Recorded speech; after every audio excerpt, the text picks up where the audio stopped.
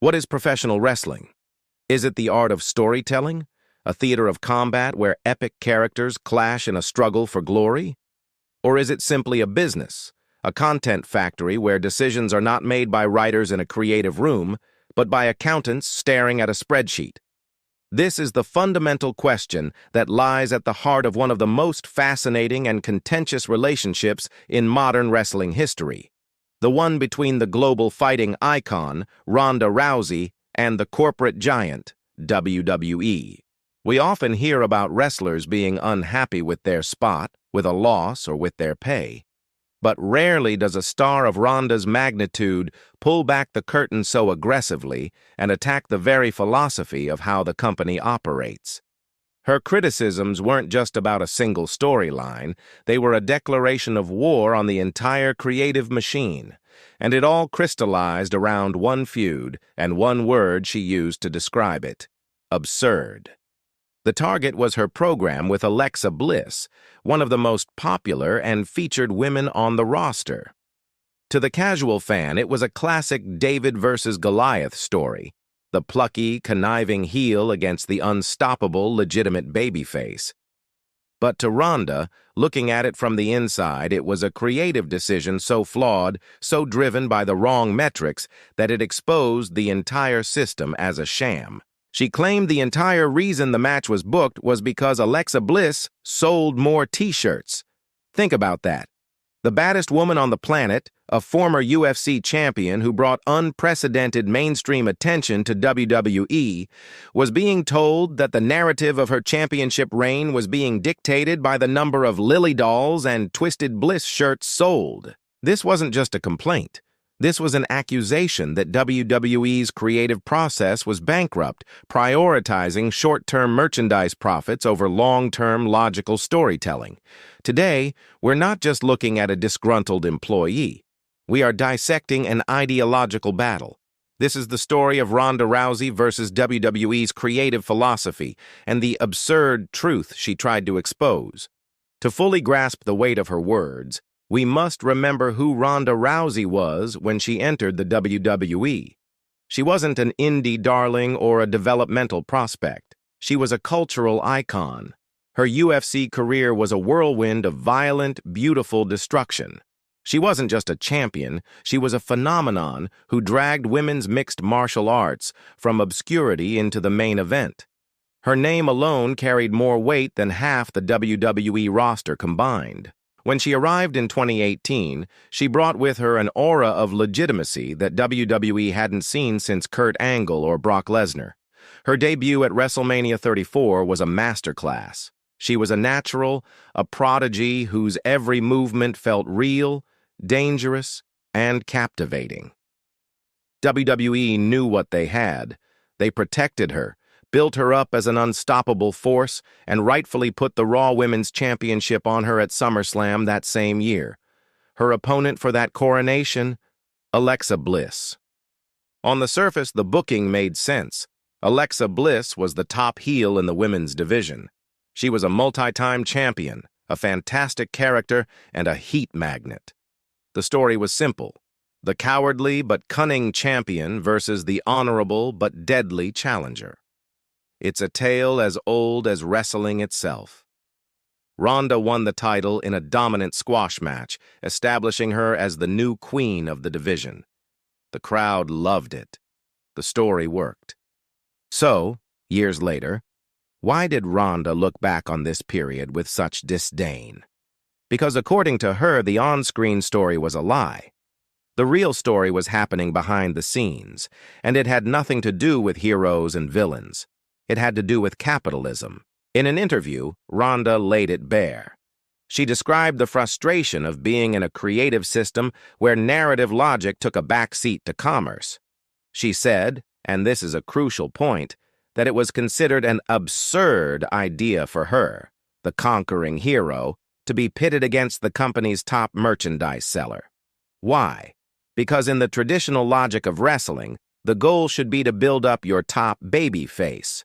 You put them against credible threats to make them look strong, to tell a compelling story that gets the fans invested in their journey. You don't put your top good guy against your top seller of merchandise if the story requires the good guy to completely dismantle them. From Ronda's perspective, coming from the world of real fighting where the only thing that matters is who is the best, this was nonsensical. She was the draw. She was the one bringing in new eyes. The creative energy, she believed, should be focused on building compelling challengers for her.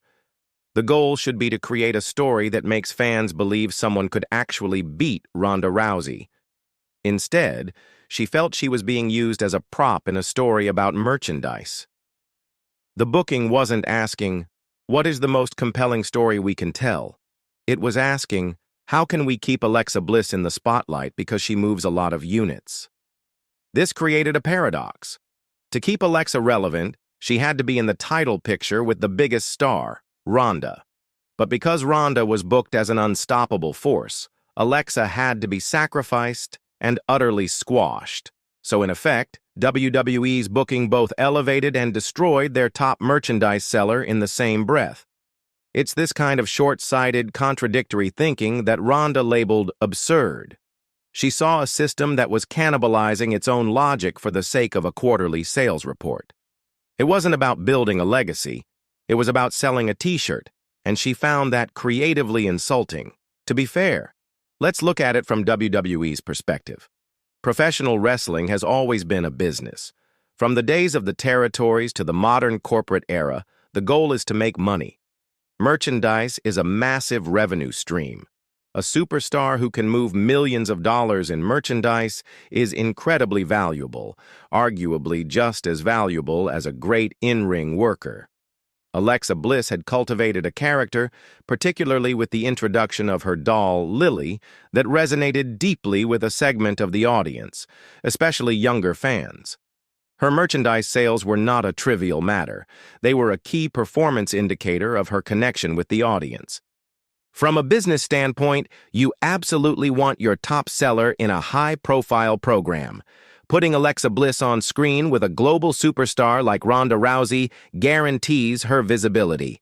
Every promo, every segment, every match is an advertisement not just for the feud, but for the Alexa Bliss brand.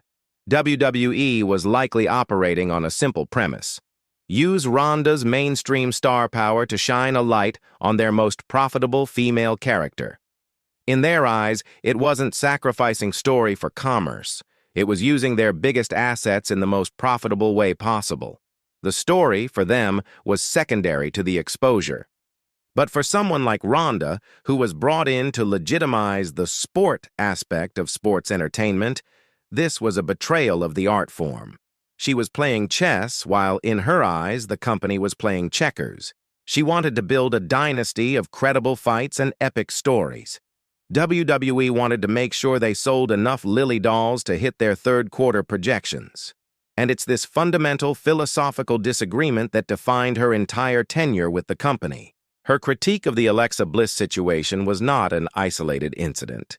It was merely the most specific example of a much broader frustration with the WWE creative process, which she has criticized extensively since leaving. She has openly mocked the writing process, describing a chaotic system where scripts are handed to performers minutes before they go live, filled with lines that no human being would ever say. She has talked about the frustration of trying to build a consistent character when the whims of one man, Vince McMahon, could change everything on a dime. Ronda felt that the wrestlers themselves, the artists who had to go out and perform, had little to no agency. They were simply actors reciting lines from a script that was often illogical and poorly written. She bristled at the term sports entertainment, feeling that the entertainment part had completely swallowed the sports part. She wanted realism, grit, and logic. She was handed goofy promos and storylines that felt insulting to her intelligence and her background. Another major point of her criticism was the audience. While her initial comments about ungrateful fans were controversial, they stemmed from this same creative frustration. She couldn't understand how an audience could boo her for being a dominant, authentic champion while cheering for characters she perceived as being less believable. What she perhaps failed to grasp is that the WWE audience is conditioned by the very system she was criticizing. They are trained to react to the entertainment, the character moments, and the story that WWE presents, even if that story is, by her standards, illogical. They booed her not because she wasn't a credible fighter, but because in the narrative WWE was telling, her character had become stale and arrogant. She was a victim of the same creative machine she was fighting against. This clash reveals the central tension in WWE that still exists today. Is it a fighting promotion or a media company that produces wrestling-themed content? Ronda Rousey was hired for the former but was forced to operate within the latter. She was a square peg being hammered into a round hole, and the friction produced sparks of genuine animosity. She believed that the company was actively undermining its own product by refusing to commit to logical storytelling. How can you build new stars if they are sacrificed for merchandise sales? How can you get fans to invest in wins and losses if the creative is inconsistent and nonsensical? She saw a system that wasn't designed to create the best possible wrestling show, but rather a show that was just good enough to keep the content machine churning. It was about filling 3 hours of Raw and 2 hours of SmackDown every single week, 52 weeks a year. In such a system, quality and logic are often the first casualties. It's easier to book a simple, tropey story like plucky seller versus dominant star than it is to build a complex, long-term narrative. It's easier to write cheesy lines for your characters than it is to allow them to develop their own authentic voices. Ronda's war on WWE's creative wasn't just sour grapes from someone who fell out of love with the business. It was a critique from a high-level performer who saw a system that she believed was fundamentally broken. She felt that WWE was sitting on a gold mine of talent, both male and female, but was squandering it with a creative process that was outdated, chaotic, and driven by the wrong priorities. The absurdity of the Alexa Bliss feud was, for her, the perfect microcosm of the entire problem. It was a decision that made perfect sense on a balance sheet, but 0 sense in the ring. In the end, we are left to wonder who was right. Was Ronda a naive idealist who didn't understand the commercial realities of the business she had entered? Or was she a clear-eyed visionary who saw the deep-seated flaws in a creative empire that had grown too complacent? The truth, as it often does, probably lies somewhere in the middle. WWE is a billion-dollar company because its merchandise-driven, content-focused model works on a massive scale. But it's also true that many fans and critics share Ronda's frustrations, yearning for more logical storytelling and character consistency. What Ronda Rousey gave us was an unfiltered look behind the curtain from a uniquely powerful perspective. She wasn't just another wrestler. She was an outsider with the credibility and the platform to say what many others couldn't. She called the system absurd, and in doing so, she forced us all to question what we truly want from professional wrestling. Do we want a show that tells the best stories, or one that sells the most t-shirts? Ronda made her choice clear. WWE, with its actions, has made its choice clear as well, and the two will likely forever remain on opposite sides of that creative and philosophical divide.